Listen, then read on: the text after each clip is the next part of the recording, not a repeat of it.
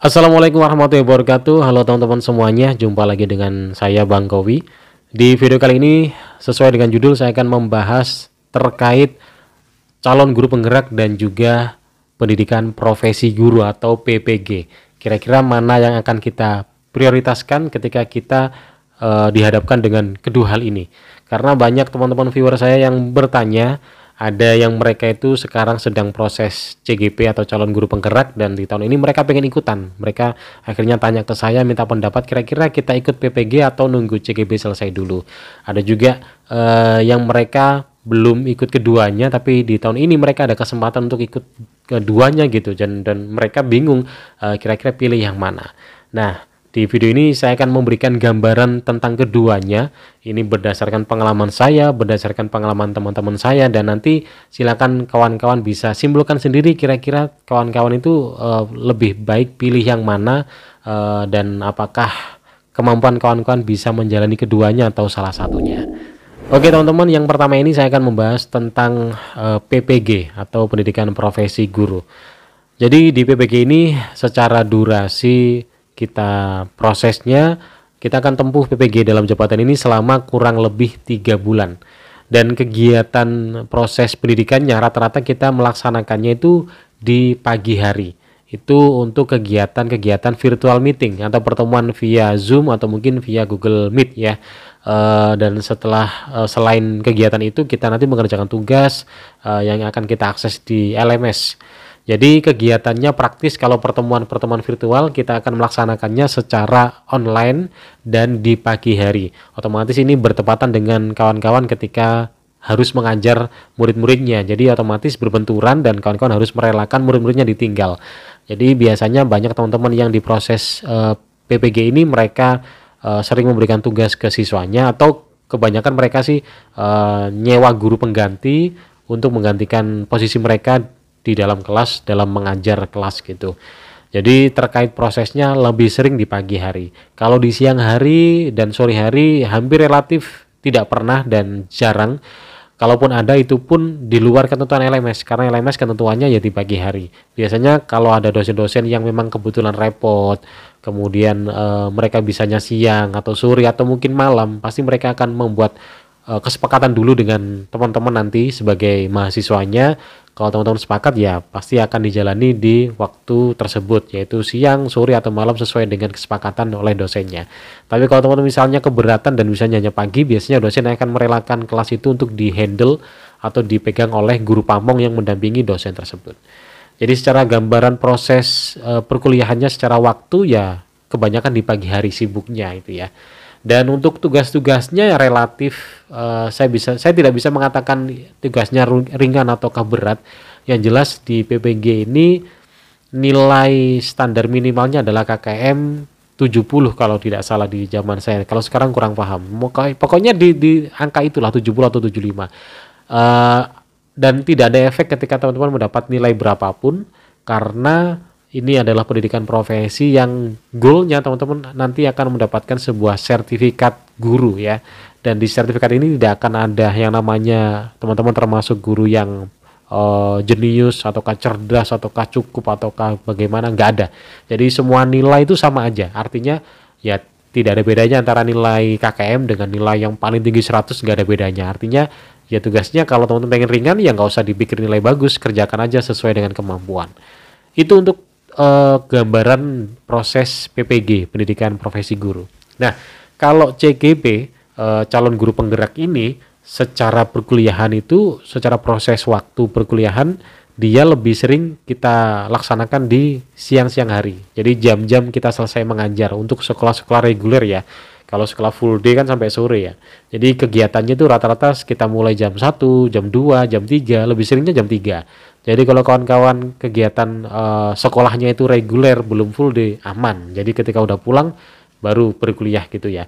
Tapi kalau full day mungkin agak fresh dengan kegiatan kawan-kawan berakhir dari sekolah itu. Tapi tidak masalah karena kegiatan kebanyakan siang, bisa jadi malam, tapi itu pun di luar ketentuan LMS, dan itu sama seperti PPG tadi, sesuai dengan kesepakatan antara si pengajarnya atau fasilitatornya dengan peserta CGP-nya. Jadi kalau peserta CGP-nya itu sepakat ya udah bisa dilaksanakan di sore hari atau malam hari. Terkait tugasnya juga serupa. hampir sama dengan PPG, artinya secara penugasan ya tidak ada yang namanya nilai bagus berarti dia akan dapat predikat sebagai peserta yang paling wah gitu, dan nilai yang standar menjadi peserta yang gimana, nggak ada. Jadi kalau teman-teman pengen ringan ya kerjakan semampunya sesuai dengan kemampuan kawan-kawan, jadi nggak perlu yang ngoyo-ngoyo gitu ya.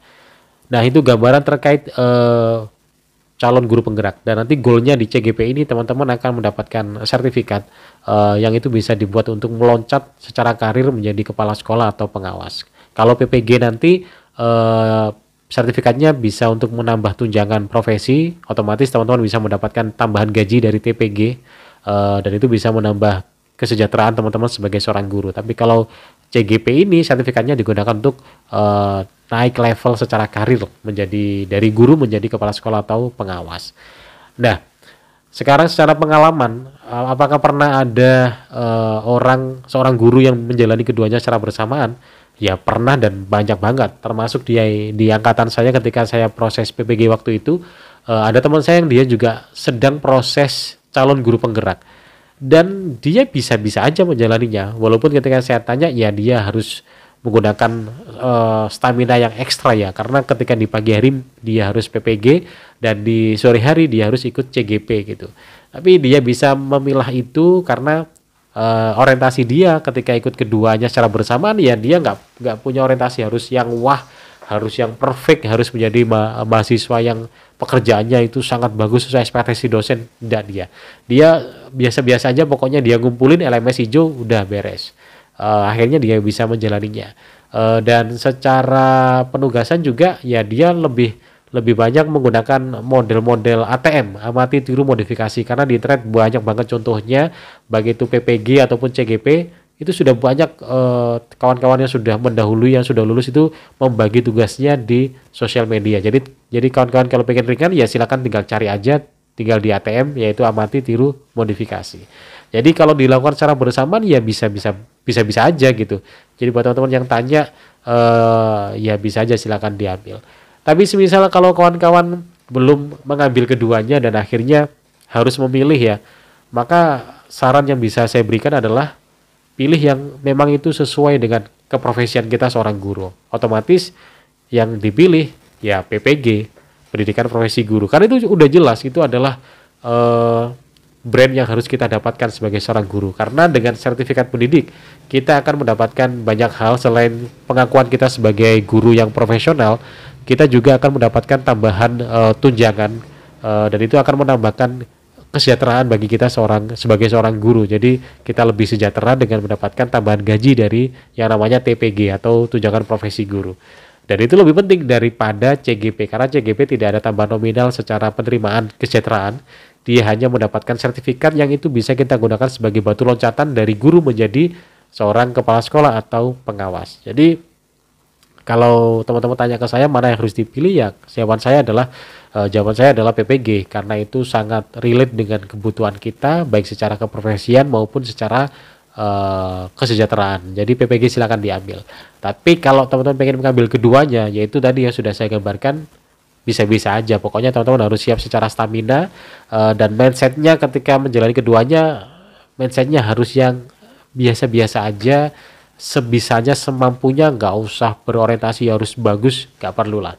Tapi kalau stamina-nya memang strong, memang kuat, ya silakan lakukan seperfect mungkin, semaksimal mungkin, monggo-monggo aja. Oke, jadi itu gambaran terkait PPG dan juga CGP. Buat teman-teman barangkali bingung milih keduanya, mungkin itu bisa menjadikan bahan referensi untuk kawan-kawan memutuskan kira-kira setelah ini tindakan apa yang akan dilakukan, apakah ikut keduanya ataukah ikut salah satunya gitu. Yang jelas saran saya secara prioritas, maka yang pertama adalah PPG dulu, barulah nanti CGP. Kalau kawan sudah CGP, tahun ini ada kesempatan PPG, maka tetap ikut PPG, karena kesempatan belum tentu datang 2 kali gitu ya. Jadi jangan disia-siakan kesempatan untuk menjadi seorang guru yang berserdik atau bersertifikat. Kira-kira itu yang bisa saya bahas. Mudah-mudahan ini bisa memberikan pencerahan buat kawan-kawan yang masih kebingungan terhadap dua hal tersebut, antara PPG atau CGP. Dan kalau ada pertanyaan silahkan tanyakan di kolom komentar. Dan buat teman-teman barangkali yang punya pengalaman terkait kedua hal itu juga boleh di-share di kolom komentar biar kita juga bisa berbagi kepada teman-teman semuanya. Terima kasih, kita jumpa lagi di video berikutnya dan assalamualaikum warahmatullahi wabarakatuh. Sampai jumpa.